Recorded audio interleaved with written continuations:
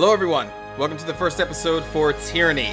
This is Obsidian's new isometric RPG. They are the company that brought us Pillars of Eternity, which is a great RPG I was just playing if you haven't. We're going to jump into a new game. There are multiple difficulty settings. We're going to be playing on the hard setting because it says it's for veterans of isometric RPGs. I would consider myself a veteran, kinda, maybe. There is a Trials of Iron mode, which if you die, you lose your game and your game saves, so you have to start from the beginning if you want to be crazy and hate yourself, which I don't feel like doing that right now.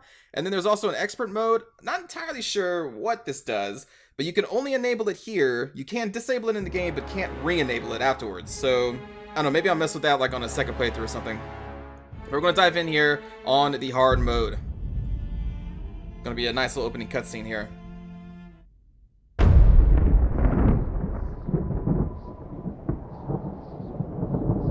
For over 400 years, the armies of Kairos the Overlord have swept across the known world. All who stood against them fell before their might. Even the Archons, women and men of immense power, were forced to kneel, chained to the Overlord's will. Now Kairos' final conquest has come to our corner of the world, and two of the Overlord's armies compete for the honor of taking our lands. The elite disfavored, and the teeming horde of the Scarlet Chorus. The voices of Nerat, Spymaster and Archon of Secrets, guides the fierce and undisciplined masses of the Scarlet Chorus. With each battle, the Scarlet Chorus grows stronger, as the defeated are given a simple choice: serve or die. Graven Ash, Archon of War and the Overlord's most loyal general, leads the disfavored. Though small in number, Kairos' ironclad legion has never met true defeat in open battle. Watching over the two generals is Tunon, the Adjudicator, Archon of Justice, eldest of Kairos' minions. Tunon brings Kairos' laws to newly conquered lands, aided by the Fatebinders, judges and executioners of the Overlord's laws. You were among the youngest of the court of Fatebinders when Kairos' armies came to our lands. How could we have known that the fate of thousands would rest in your hands? It's a pretty cool song. Also a really cool opening. I love the art style there. So in this game, evil has basically won over the world, and we serve that evil. We will have some choices later on, from what I understand, to either continue serving evil or maybe rebel. We'll kind of see. So I've already gone through the character creation a couple times just to kind of learn what it is and what you have to do. So I'm going to kind of breeze this a little quickly. You can pick female or male. Only going to be restricted to humans. Unlike in Pillars of Eternity, there were different races in the game. This is mostly a human tale. So you have multiple body types. We're going to go with this selection. You also have multiple skin types you can see there. Let's go next. Then we're going to get into some more appearance features here. So we have a couple face options that you can choose from. And hair options, I'm going to go with the mohawk, because why not? And then for the beard, multiple beard options or mustache. I mean, you can do the handlebars if you want, which actually, no, I'm not gonna do the handlebars, but there are some options here. We're gonna go with this first one, have a little gray in the beard, because I wanted to try, because this dude looks pretty cool. I want to try and look kind of like him, but there's no just like stubble. It's either you have nothing or you have something. So we're gonna go with this, and why not have a mohawk underneath the helmet that has a mohawk, you know? Why not? Voices here, you have 3 different choices for male and female. I'm going to go with male sneaky. On the lookout. You must rest soon. Huh. And then what's kind of cool, you have all these tattoos that you could choose. Pretty neat. We're going to go with, which is the one? Actually, that's kind of cool. That's not the one I was going to choose, but that's not bad. So each tattoo is going to have a primary and a secondary color. What do you do on this one? Oh, I see.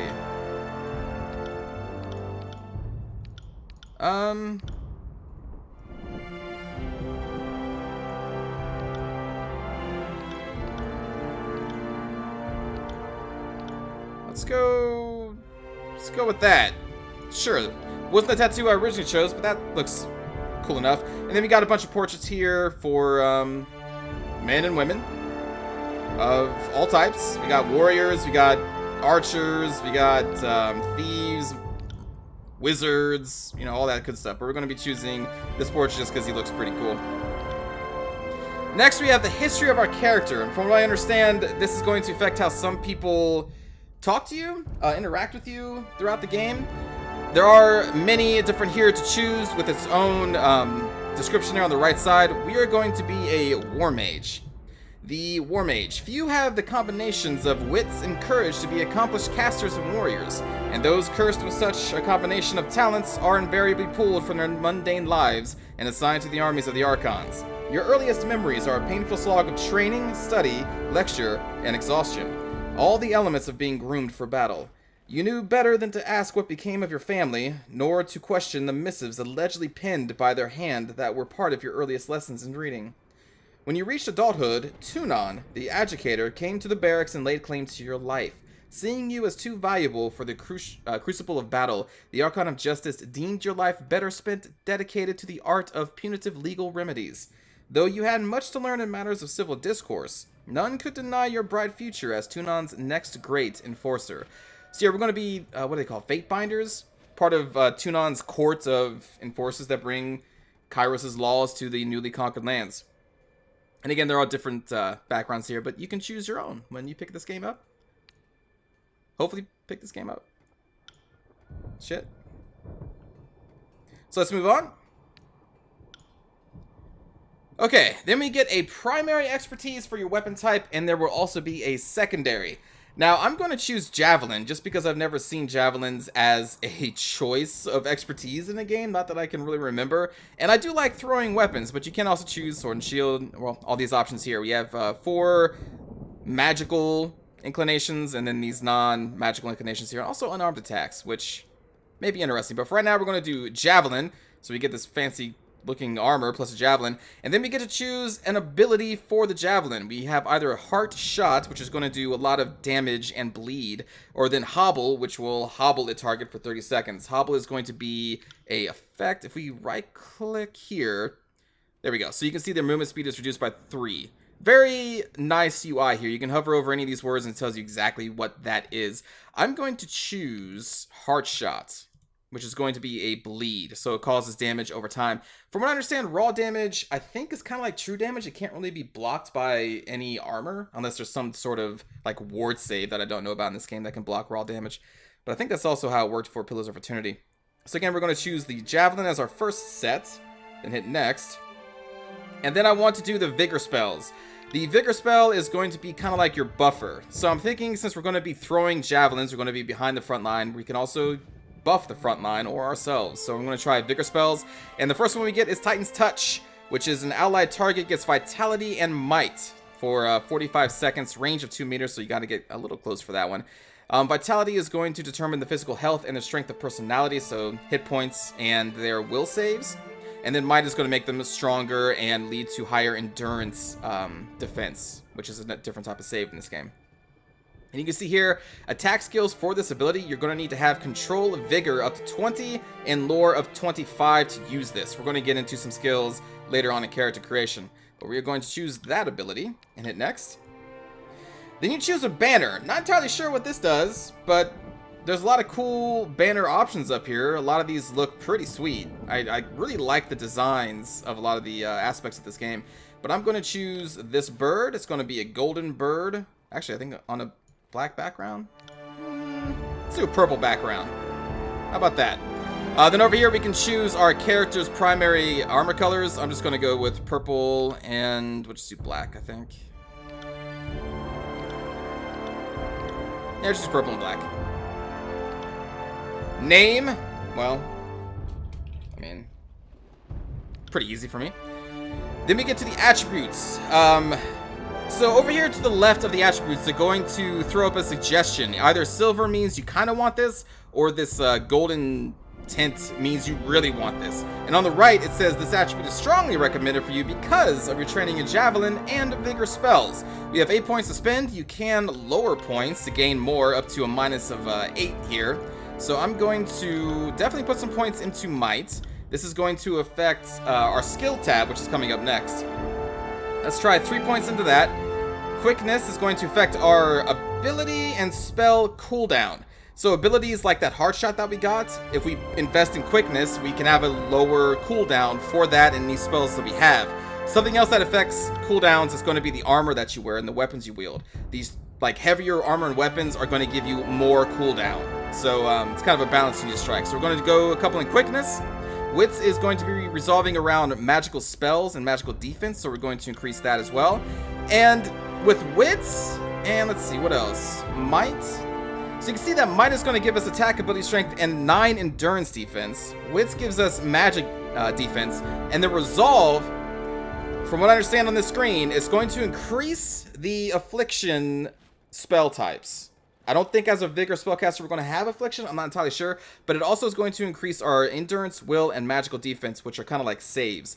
And since we already have a buff because of might and quickness, I think I'm actually going to lower this down to at least a -9. So we're going to take a penalty there, but it's going to be countered by our points spent in might and wits. And I think I'm also going to increase our finesse, because finesse increases accuracy. And as a throwing weapon expertise, I'm thinking maybe finesse is somewhat important to have a high accuracy with. So I think these are the stats that we're going to roll with. I'm not going to mess with vitality much because hopefully we're not in the front line. Now the javelin can be a melee weapon as well, so you can kind of be like a supporting backliner, I guess, but that's going to be the stats I'm going to roll with right now. And then these are the skills. So this is not a class-based game. This is all about the skills that you acquire here and during leveling up. And you can see that the skills are actually going to change based on our attribute scores and the proficiencies we chose before this. So for Magical Staff, it's at a 25, but its base is 18, increased by 12 wits times 1.5. And you can see all the additional values right there, which is why we kind of have points all over the board over here. And you can see, because we have Javelin and the Vigor, it is suggesting we put points into all of these things. But later on in the game, if we choose that we want to be a dual wielder, we can increase our dual wielding skill. I think we can also train in it with certain trainers in the game. So you're not really restricted here, from what I understand, in your initial character creation. Control Vigor is going to probably be pretty important, just because I think spells are going to, the bigger spells require a higher control of Vigor, and they're also going to require a higher lore skill. Lore, I believe, is another skill that is also used in a lot of, kind of like diplomacy, conversation type things. Lore, athletics, and some other ones, I'm not entirely sure. But the thing is, these don't only affect combat, they can also affect your conversations and lead to favorable conditions through just talking instead of just, always fighting. Let's see, athletics determines the character's ability to traverse difficult terrain and execute complicated moves. Athletics can be used in dialogue to determine your ability to intimidate or physically overpower someone. So there's an example right there. We'll put 30 into athletics. Dodge seems pretty important. It's from dodging javelins for magical attacks. Yeah, that seems pretty good. How many points do you have left? You have 4. Parry's, I think, a melee skill? Yeah. Melee attacks and spells. Hopefully we're not in melee too much, but we can raise that up to a 30. Thrown weapons is pretty important, so maybe we put that up to a 34. Does that seem good? Maybe we have too much of a lore. Let's actually bring that down to 31. Thrown weapons to 35. I guess we could actually put that at 34. Sure. That's going to do it for our skills. We're going to move on to the next thing. This is kind of a big thing. So we're going to go into Conquest mode. Now, Quick Start will probably make more of a sense after we go through Conquest, but Quick Start is going to give you a list of templates that you can choose from, so you don't have to go through the Conquest mode, but this is a pretty cool feature. We're just going to click Next and dive into Conquest. We've created our character, now we're going to kind of create the story. All the world has fallen to Kairos, and now the Overlord's eye is on the Tears, our home. The last corner of the world free of Kairos' reign. 2 armies, the Disfavored and the Scarlet Chorus, march south from the Northern Empire, the last realm to fall to Kairos a century prior. Oh, spacebar. In the early days of 428, Kairos' armies arrive at the Gates of Judgment, the mountainous border that we Tearsmen so long believed unassailable. Unable to agree on a unified plan of defense, The various leaders of the tiers sit and wait for each other to deal with the conquerors, until it's too late.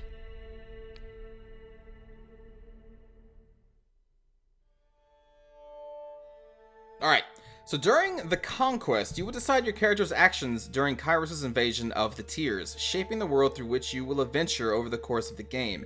Each choice you make affects your character and how major factions of the tiers respond to you. Your decisions matter. Choose wisely. So I believe this is going to go over a 3-year process of our armies conquering the tiers, and then the actual game starts after this. So we're going to create the story of how the invasion happened, basically. The Bastard City stood on the northern border between Kairos' empire and the Tiers. Built upon a natural harbor at the crossroads between realms, the city was a nexus of commerce.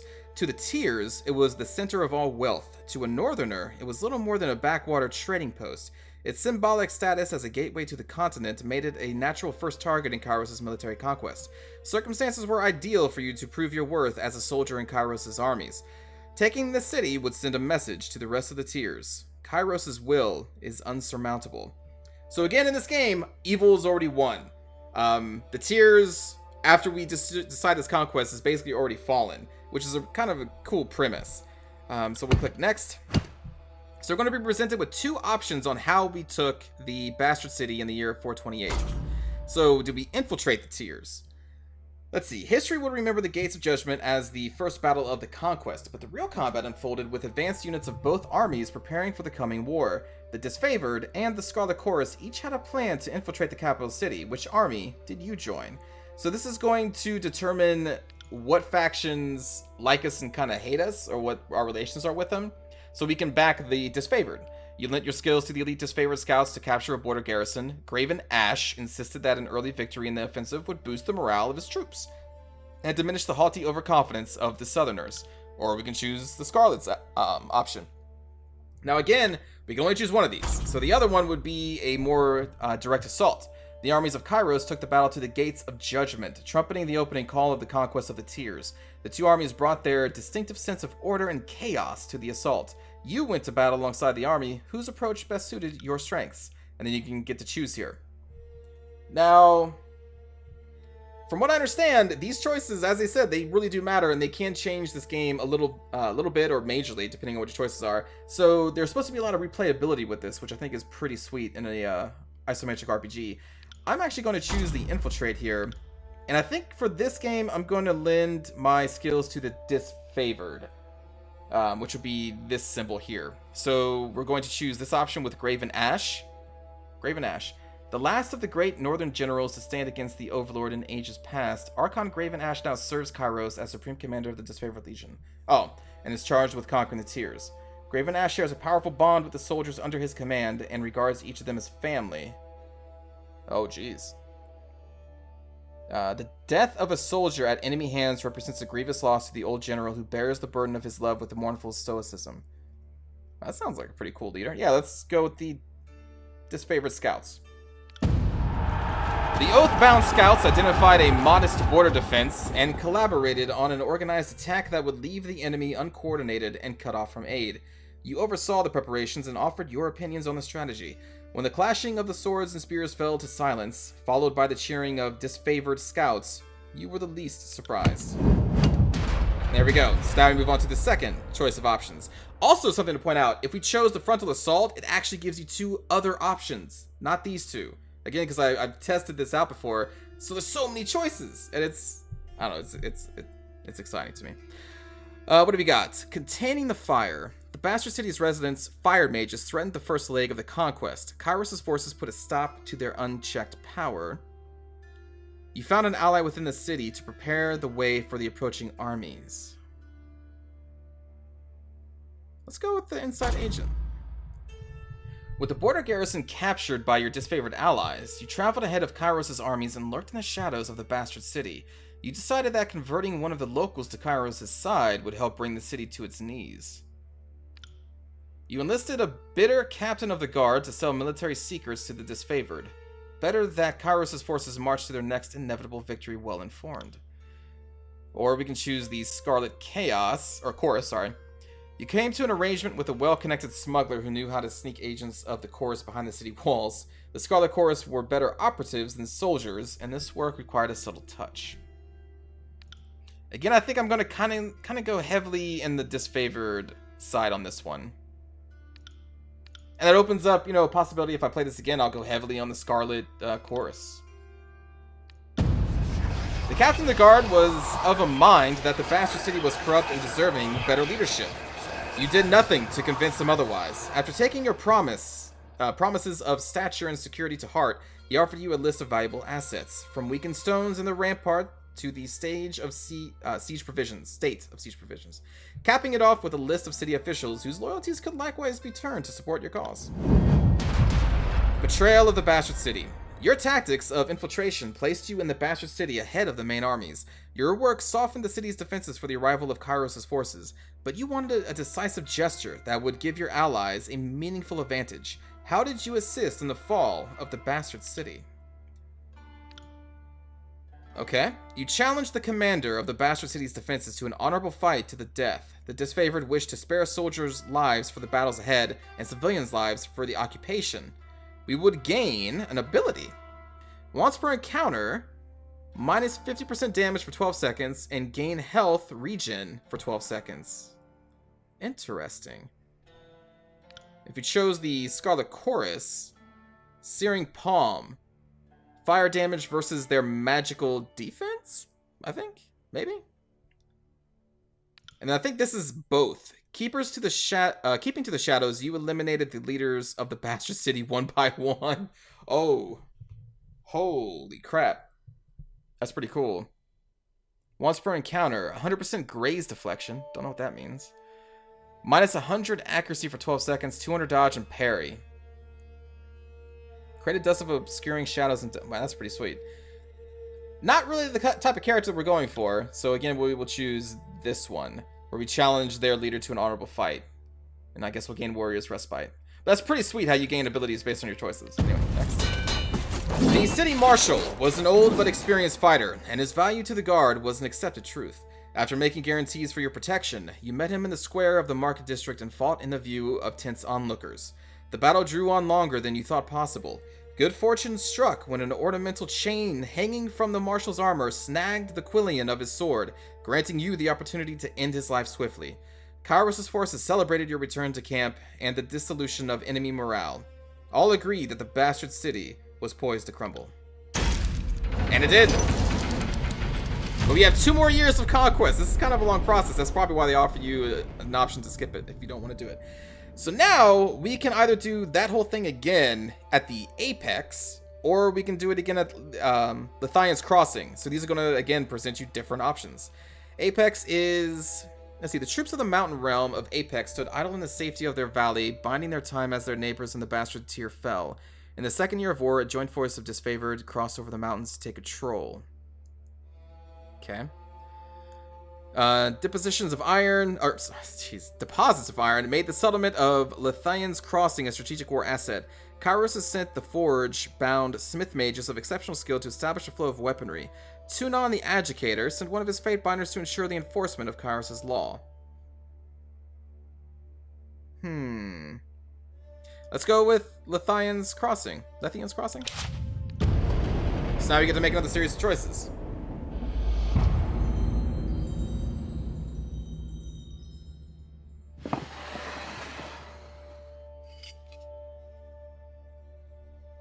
Alright. Years ago, Lithian the Bold founded a small merchant town at the intersection of ancient old walls. A pact between the settlers and a mercenary company meant that caravans were able to travel without fear of bandits or bane, and the town thrived in modest insignificance. It's good. Anyway. Lithian's Crossing drew Kairos' attention for the iron deposits in the surrounding hills. With the region under Kairos' control, the northern smith mages could set up workshops to refine ore and arm the disfavored with the finest weapons in the known world. The Archon of Secrets dismantled the mercenary support with a generous bribe, taking the crossing in a bloodless victory. Tunon dispatched you to travel alongside Kairos' forces and bring order to the region. Okay. The iron must flow. You found a clever solution to improve production. The Archon of Song's power ensnared the mind of a disfavored soldier. That sounds interesting. Is it Siren or Siren? I'm assuming since it's song, it would be Siren. Archon of Song used her arcane charm to lure locals into joining Kairos' army. As a patroness of the Scarlet Chorus, her efforts were critical to the conscription of new recruits. When an enthralled, disfavored soldier joined her cult, his company feared that the Archon was growing out of control and needed to be stopped. The disfavored demanded that the Archon of Song cease her recruitment practices and that they be allowed to violently subdue her cult of followers. The loss of soldiers was a significant setback to the Scarlet Chorus' conscription efforts. If we chose these guys, you sent the latest batch of cultists to the front lines of the Apex campaign. Those who survived were welcome to remain in Kairos' military, and their performance would stand as testimony to Siren's effectiveness. Well, again, we're going to go with the disfavored, so we're going to, I guess, murder her cult because they snagged a disfavored soldier. In response to your ruling, the Archon of Song departed your company in bitter silence, but not before releasing her arcane hold over the latest batch of recruits. The disfavored remained obstinate that the dispersal of her cult continued as planned. Hunting down the confused or memory-stricken innocents, they put to death those who they couldn't beat into obedience. The Scarlet Chorus barely restrained themselves from the indignity, which proved a major setback to their army's strength in numbers. So you definitely see that there is not much love between these two forces here. A forge-bound mage swore allegiance to the Scarlet Chorus, creating strife between the armies. Who protected the city from attacks of arcane predators? Well, we gotta beat those Scarlet Chorus people down, right? One of Kairos' smith mages swore allegiance to the Scarlet Chorus. Jealousy hoarding the secret of iron forging, the disfavored demanded the smith's immediate return. The Scarlet Chorus insisted that they were within their rights to take allegiance from any source. Tempers flared and the forges cooled as arguments stalled productivity. Since the smith mage would not willingly return to work, you enlisted disfavored to return him there in chains. Alright, since Kairos' law dictated that the secrets of iron be granted only to the smith mages, you ruled that the new recruit's mind be erased of all memory. I think this works for everybody, I guess, except for the Scarlet Chorus. Well, I mean, even this doesn't work for the Scarlet Chorus, because we're erasing the smith mage's mind, right? Yeah. The disfavored correctly argued that iron production was too vital to the Conquest, and no interruption could be tolerated. Drawing from Kairos' law, you ruled that one bound to the forge had no right to disobey the Overlord's will. You sentenced the mage to return to his former duties, this time as a slave, and sternly instructed everyone to get back to work. Again, the bad guys are winning. Okay, we're bad. This is evil.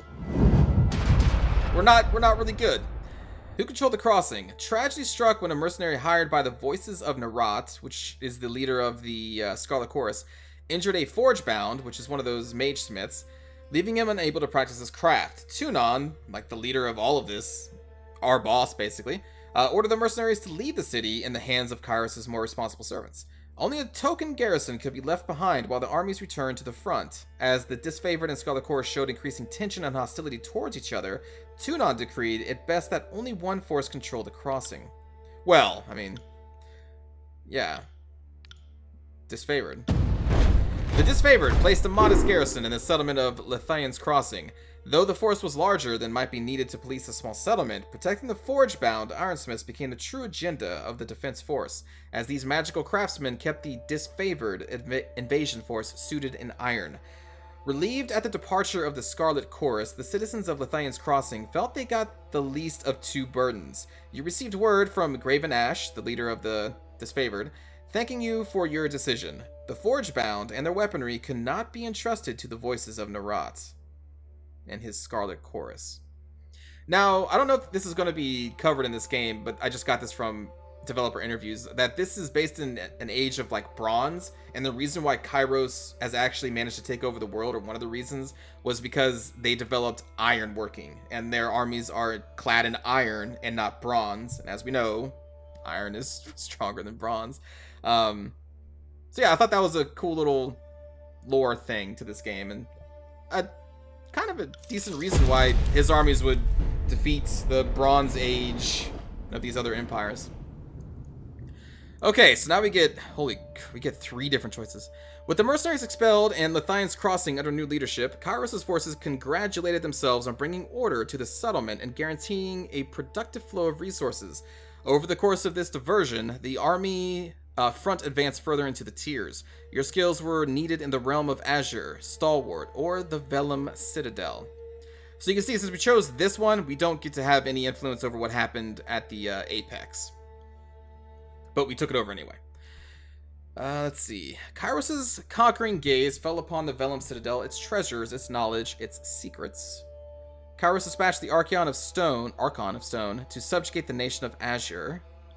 With its easily defended position and rich military tradition, the realm of Stalwart was the most formidable realm in the tiers. Okay. For this playthrough, let's go with Stalwart. If they're the most formidable realm, let's make sure we are there to crush them.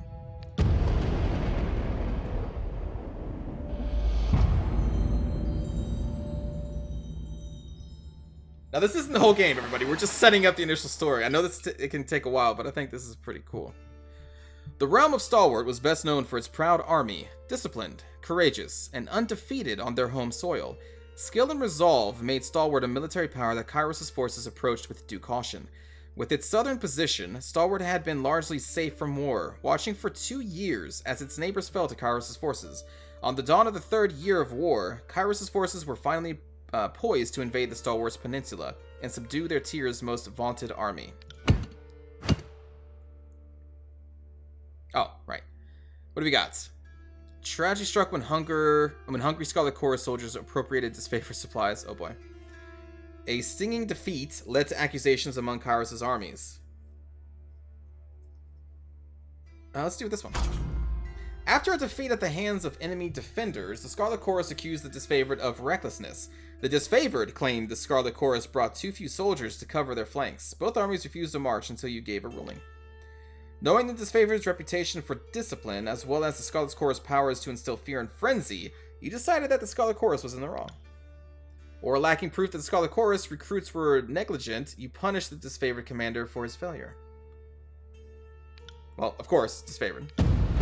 The Scarlet Chorus were nonplussed to receive some censure, but aghast that the disfavored would not share in the blame. Soldiers hurled venomous accusations your way, challenging your impartiality and wondering where justice could be found, if not in Tunan's Fatebender.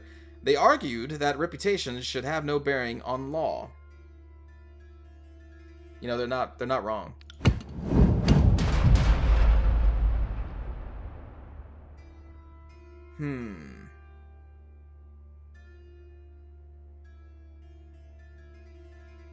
That's interesting. Let's go with this one, though. The armies of Kairos collaborated on the capture of an enemy leader. The Scarlet Chorus requested that she be interrogated by the Archon of Secrets. The disfavored wished to display her corpse in battle. Since the stalwart defenders refused to surrender, a gesture was needed to instill fear. You ordered the enemy commander executed, her body displayed as a warning for those who would defy the Overlord.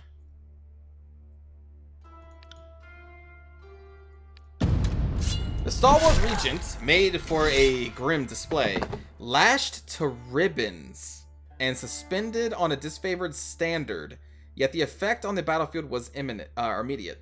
The sight caused an uproar among Stalwart soldiers, who broke formation in their frenzy to answer blood for blood. The disfavored hewed through their disorganized ranks with minimal difficulty, and cherished the corpse as the most useful recruit to Kairos' army yet. Lashed to ribbons. Holy crap. The Edict of Storms. The disfavored carved a slow, steady path into the heart of Stalwart and surrounded the enemy's massive fortress. With the main bulk of their forces defeated, the enemy leadership retreated to their mighty fortress, content to wait out the war. The Overlord answered this impudence with an Edict of Storms on the peninsula. Most powerful magic is that of the Edict.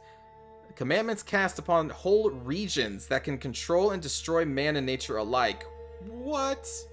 Once cast, an edict can rain fire, wither crops, demoralize cities, usher in endless night, or do whatever it is that Kairos envisioned? Well, that may be another good reason why Kairos has taken over the world. That is insane. It sounds insane. A devastating spell that would endure for as long as the cowardly hearts of Stalwart's leaders persisted in beating. Knowing you had the trust of Graven Ash, Tunon deemed you the proper representative to deliver Kairos' edict. Aside from being given a 3-day window to read the edict, you received no other instructions. So we received this thing, and all we gotta do is read it, and then it goes? Agreeing with the wishes of the disfavored, you proclaimed the edict at once, leaving the enemy no time to react. Stalwart had ample opportunity to surrender for several years. The time for mercy was long gone. Or in an attempt to ingratiate themselves with the people of Stalwart, the Scarlet Chorus insisted the warning be sent to the towns and villages so that people may prepare for the horror about to descend upon them.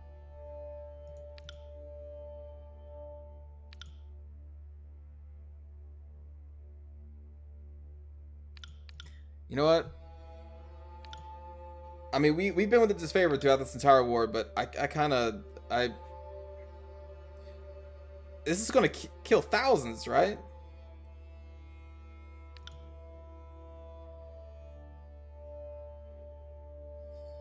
But I mean, we're all in on the disfavored. Though I think in this instance they're wrong. We're gonna go with the Scarlet Chorus in this one. We had them surrounded. I don't see any harm in giving them a warning to the innocents. Maybe after 3 years of war, I am faltering in my resolve. Kairos' wrath was intended for the cowardly regions of Stalwart, not those unfortunates swept up in the calamity of their leadership. A warning in advance of the spell would give locals time to prepare for the devastation to come. You were content to let punishment fall on the innocents as lightly as Kairos' will allows.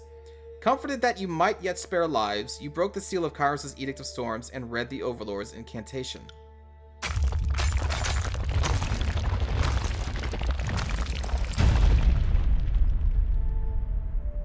The clear skies darkened as you read the final words of the edict. A flurry of wind and rain whipped through the rolling plains and craggy canyons, turning rocks, uprooted trees, and hapless soldiers into hazardous shrapnel. Armed with a measure of foresight, you were able to remove yourself from the area before the storms grew more violent.